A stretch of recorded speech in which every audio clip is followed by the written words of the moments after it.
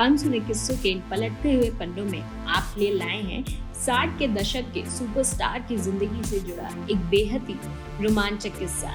60 के दशक में फिल्म इंडस्ट्री में रोमांस, स्टाइल और दिल को छूने वाले किरदार रहे देव आनंद। देव आनंद अपने जमाने के सबसे हैंडसम हीरो थे। उनकी खूबसूरती का जादू कुछ ऐसा था कि उस दौर में ये अफवाह फैल गई थी कि देव साहब जब भी काले कोट पहनते थे तो लड़कियां उनकी एक झलक पाने के लिए छत से कूद जाती थी।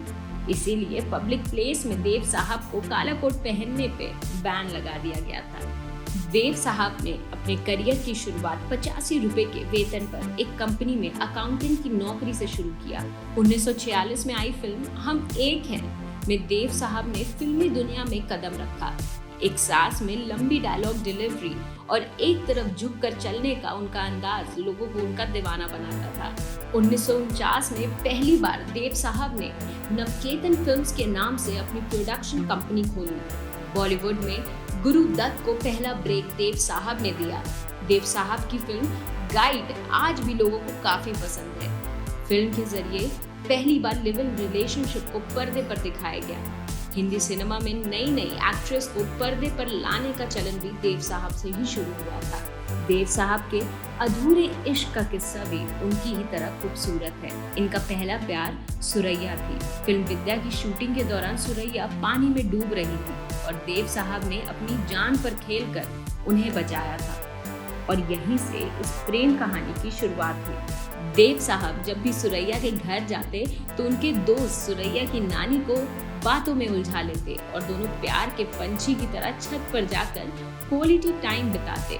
1949 में आई फिल्म जीत में शादी का सीन शूट होना था। दोनों ने सोचा कि सीन के लिए असली पंडित को बुलाएंगे और शादी कर लेंगे। जब सुरैया की नानी को यह पता चला तो उनकी नानी सुरैया को जबरदस्ती घर ले आई। दोनों के धर्म अलग होने की वजह से उनकी नानी इस रिश्ते के लिए तैयार नहीं हुई। फिल्म जीत के सेट पर देव आनंद ने सुरैया को 3000 रुपए की हीरे की अंगूठी के साथ प्रपोज किया, लेकिन सुरैया ने इनकार कर दिया।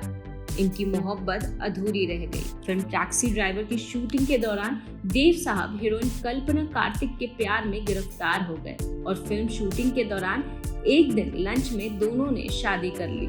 कल्पना आखिरी दम तक देव साहब की पत्नी रही। फिर भी देव साहब सुरैया की यादों को भुला नहीं पाए।